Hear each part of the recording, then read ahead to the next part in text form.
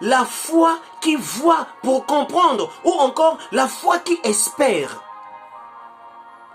Et vous savez, il y a de ces personnes qui croient que Dieu peut faire des exploits dans leur vie parce qu'ils ont vu les gens que Dieu a guéris. Parce qu'ils ont vu les gens que le Seigneur a donné quelque chose. Eux aussi, à leur tour, ils croient que le Seigneur pourrait faire avec eux. Mais j'aimerais dire à quelqu'un, la foi qui change les circonstances, la foi qui déplace les montagnes, ce n'est pas cette foi qui a déjà vu. La foi qui change, la foi qui déplace les montagnes, ce n'est pas cette foi qui a déjà vu. Mais la foi qui change des circonstances, c'est la foi de Dieu. Parce que Dieu, au commencement, il a créé le monde sur quelque chose qui n'a jamais existé. Je ne sais pas si quelqu'un comprend ça. Dieu a créé le monde, il a basé le monde, il a positionné le monde sur quelque chose qu'il n'a jamais vu quelque part. Mais il a créé le monde. Dieu a créé l'homme du moment où l'homme n'a jamais existé nulle part, quelque part. Mais l'homme a existé que dans la pensée de Dieu. Quand nous avions la foi de Dieu, mes frères, rien ne peut nous résister. Marthe avait perdu la foi.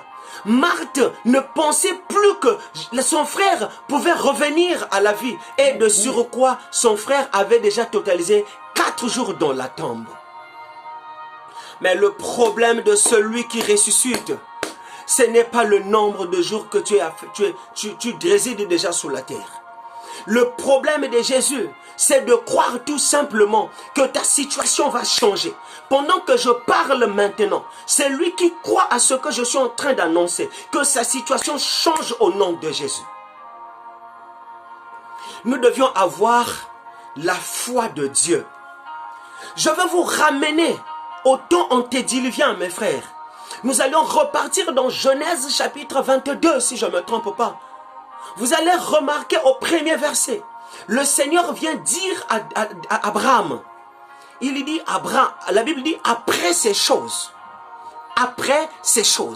l'Éternel dit à Abraham de lui donner son fils, son unique, c'est lui dont il aime, d'aller le sacrifier sur une montagne, d'aller donner l'enfant en sacrifice, mes frères. Mais vous allez remarquer, quand Abraham a obéi à la voix de l'Éternel, il a pris ses 2 serviteurs, son fils, l'âne, il a pris le bois, il a pris le couteau et le feu, il partait. Je vais vous montrer quelque chose, mes frères. Pendant qu'il partait, Abraham savait qu'il était en train d'aller livrer, donner son fils en sacrifice. Mais quand ils arrivèrent proches de la montagne que le Seigneur lui avait indiqué, Abraham dit à ses serviteurs de rester là avec l'âne. Lui et le petit, ils partèrent pour adorer et revenir. Je ne sais pas si, pendant que vous lisez, vous faites attention à cette partie. Il dit à ses serviteurs, moi et le petit, nous irions adorer l'Éternel et nous revenons vers vous. Mais de la Genèse, quand vous allez voir de Genèse chapitre 1 jusqu'au peut-être au chapitre 21, 22, il n'y a jamais eu de résurrection. Comment on l'appelle? Le langage, comme le vocabulaire de la résurrection, Abraham ne l'avait pas en lui. Mais il dit par la foi que moi et le petit nous irons adorer et nous reviendrons vers vous. C'est la foi. Il faut avoir la foi de Dieu. Abraham, en d'autres termes, savait, même quand nous partions comme ça, le Seigneur qui m'a donné cet enfant peut le détruire, peut tuer cet enfant, et c'est lui-même qui le ressuscitera, qui me redonnera cet enfant et descendre avec lui. C'est là où j'aimerais attirer l'attention de quelqu'un. La première des choses qui doit animer la vie d'un enfant de Dieu, la vie d'un chrétien, c'est la foi. Et ne vous contentez pas de la foi qui voit pour croire. La définition que la Bible nous donne de la foi, La Bible dit que la foi est une ferme assurance de choses qu'on espère et une démonstration des choses qu'on ne voit pas. Pourquoi pour avoir la foi que vous attendez voir? Ayez une foi qui n'a jamais vu. La foi ne raisonne pas comme j'ai l'habitude de le dire. La foi ne voit pas. La foi n'entend non plus. Mais la foi espère aux grandes choses.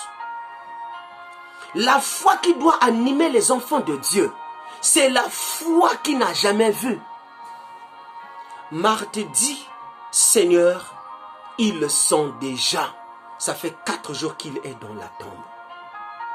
Assurément, toi aussi, mon frère, dans ta famille, on t'a connoté, on t'a donné les noms qu'il ne fallait pas te donner parce que les choses ne marchent pas. Tout autour de toi, tout semble sombrer. Et les humains ont dit de toi, rien ne marchera. Je viens dire à quelqu'un, c'est lui qui a le monopole de ta vie, c'est Jésus-Christ de Nazareth. C'est lui qui a le dernier mot de ta vie, c'est Jésus-Christ de Nazareth. Ni ton père, ni ta mère, ni ton oncle, moins encore ta belle famille. Aucune personne qui a le monopole de ta vie.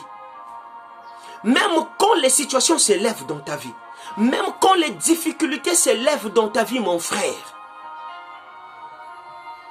ne cherche pas à regarder de la gauche à la droite, mais regarde à l'Éternel.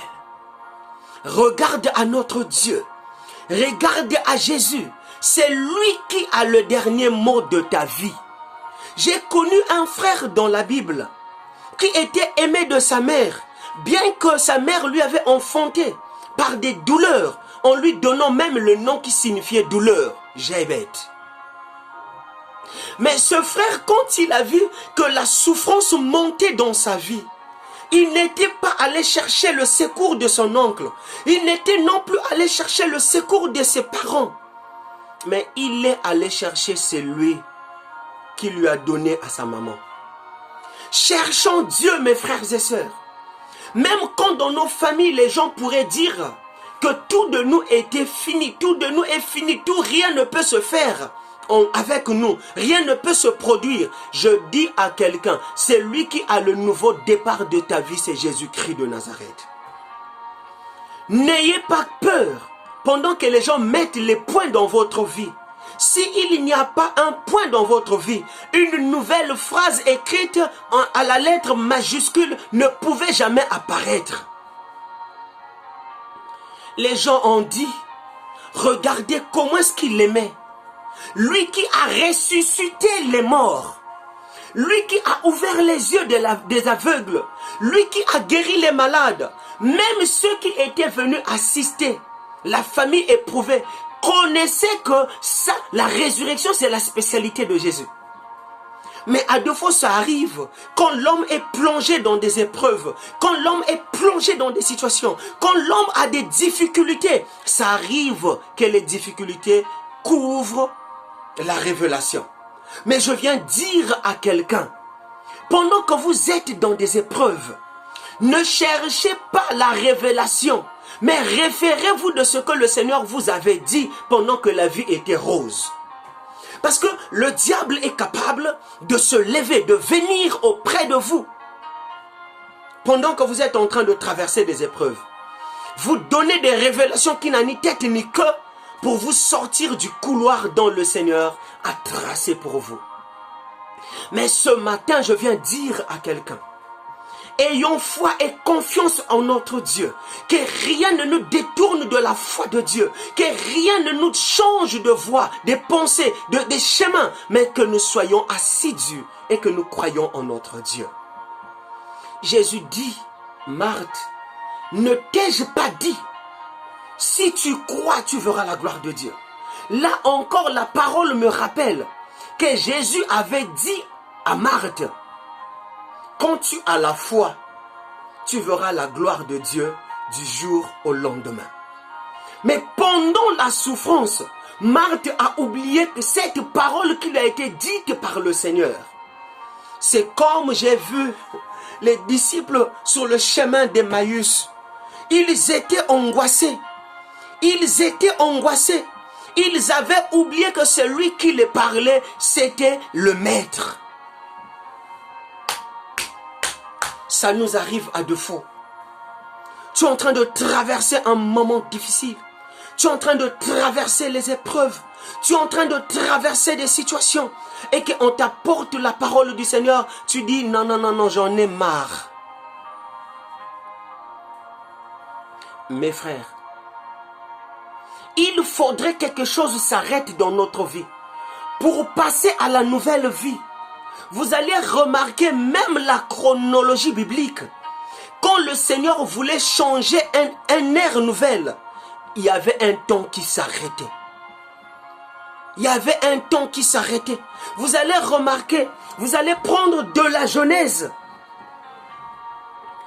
Pour que la vie change, pendant que le monde tournait mal, le Seigneur a appelé les déluges. C'était pour arrêter ce temps mauvais. Les déluges sont venus, les déluges ont englouti tous les habitants qui étaient sur la terre à cette époque-là, excepté Noé qui devait emmener la vie de l'autre côté. Et là-dessus, il y a eu un enlèvement. Le Seigneur a enlevé Enoch le 7e.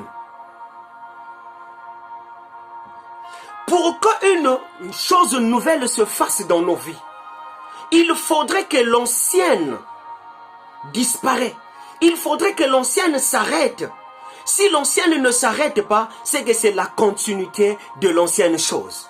Voilà pourquoi la Bible dit dans Agé, la gloire de la seconde, de la deuxième maison serait plus grande que celle de la première maison. Si la première maison avait la technologie ancienne, mais la nouvelle a la technologie présente. Hier, on a vu des gens qui ont marché dans des voitures qu'on appelait les 504, les Peugeot 504. Mais aujourd'hui, les Peugeot d'aujourd'hui, c'est nuit et jour, mort et vie entre les Peugeot d'aujourd'hui et les Peugeot anciennes. Mes frères, il faudrait que quelque chose s'arrête. Je vous ai montré d'Adam jusqu'à rentrer dans l'Exode. Vous allez remarquer, mes frères, le monde a connu le mal. Le mal a tellement dominé. Dieu n'a pas sanctifié, Dieu n'a pas justifié cette vie qui était erronée pour qu'elle devienne une bonne vie. Non, il était question que le Seigneur arrête cela. Il a arrêté cela par les déluges. Et là-dessus, pendant qu'il arrête cela, pour montrer sa divinité, il a enlevé Enoch. Et la vie ne devait pas s'arrêter. Il était question que la vie continue de l'autre côté. Il a continué la vie avec celui qu'il a trouvé juste, Noé, sa femme et ses enfants et ses belles filles. Vous allez remarquer même au temps de Moïse, les enfants d'Israël ont connu une vie dont le Seigneur lui-même avait dit à Abraham. Ils étaient dans la captivité en Égypte. Le Seigneur a élevé Moïse pour sortir les enfants d'Israël de cette situation que vous connaissez mieux que moi. Mais j'aimerais rappeler à quelqu'un une chose.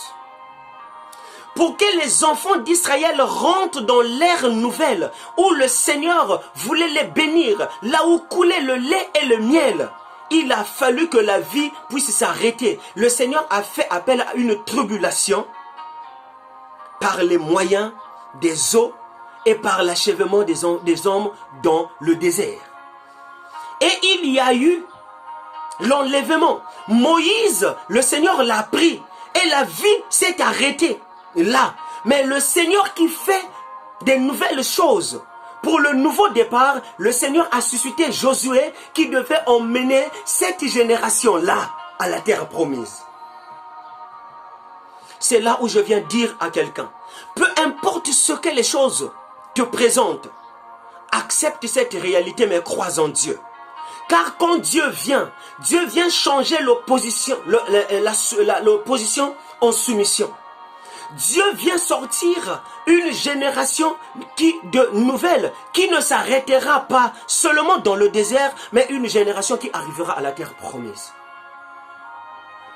Vous allez remarquer, je peux en citer de autant. Je peux le dire plusieurs. Des exemples ici. Vous allez remarquer, ça va tenir. C'est la même chose. C'est la même chose, mes frères, que aussi Israël a connu avec Élie. Pour passer la vie de l'autre côté, il était question que les choses anciennes disparaissent. Le Seigneur a répandu son feu qui a consumé les prophètes de Baal. Il a enlevé Élie et la vie devait continuer avec le prophète Élisée. Il y en a plein des exemples. Mais ce matin, je viens dire à quelqu'un que ta situation ne te fléchisse pas les genoux. Le Seigneur est venu pour ressusciter ta situation. Peu importe la durée, je viens déclarer pour toi ce matin que ta situation sort de la tombe là où on l'avait enterrée. Jésus dit à Marthe, ne t'ai-je pas dit si tu crois? Ici, le problème, c'est de croire pour aller au nouveau départ. C'est de croire pour accéder de l'autre côté. Il faut croire. On doit croire. On doit avoir la foi en Dieu et la foi de Dieu en nous. C'est ça qui changera notre situation. Mais vous allez remarquer des gens qui veulent obtenir des grandes choses de la part du Seigneur, mais qui ne croient pas en Dieu. Au-delà de la croyance, nous devions avoir l'obéissance. Obéir à la parole de Dieu. Obéir à la parole de Dieu et la mettre en pratique. Jésus a dit à Marthe, ôtez la pierre. C'est là où les choses commencent. Ôtez la pierre. Marthe a obéi à la voix, à la parole de l'Éternel. Ils ont ôté la pierre. Parce que il y a l'obéissance et la soumission. Mais Marthe a obéi, elle a soumis. Elle était soumise, allais-je dire, à la voix de l'Éternel. Elles ont ôté la pierre. Elle a mis en pratique la voix de l'Éternel, la parole du Seigneur. Mais il y a d'autres personnes ici. Pendant que le Seigneur dit, vous êtes malade, ne pensez plus à ça. Ne pensez pas, il dit, non, moi je suis en train de souffrir, le pasteur me dit de ne pas penser. Si vous voulez vivre la main de l'Éternel, il faut obéir. Il faut croire. Il faut croire que Dieu existe. Et ce qu'il dit arrive. Ce qu'il appelle vient. S'il dit à ceci, déplace-toi, la chose se déplace. Mon frère, aujourd'hui, le Seigneur a parlé. Marthe a obéi. Après, c'est le Seigneur qui appelle. Je viens t'annoncer le Dieu qui appelle à l'existence ce qui n'a jamais existé.